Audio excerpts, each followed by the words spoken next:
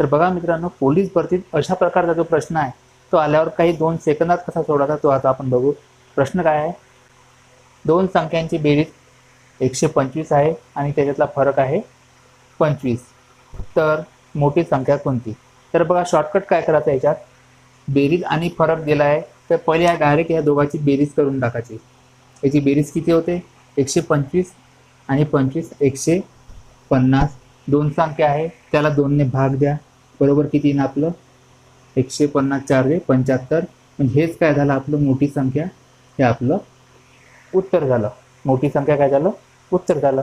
आपल्याला जर लहान संख्या जर विचारली असती तर आपण काय केलं असतं, 75 मधून 25 मायनस केले असते तर आपली लहान संख्या आली असती. अशाच प्रकारचं दुसरं गणित तुम्हाला देतो मी, त्याचं उत्तर तुम्ही कॉमेंट बॉक्समध्ये.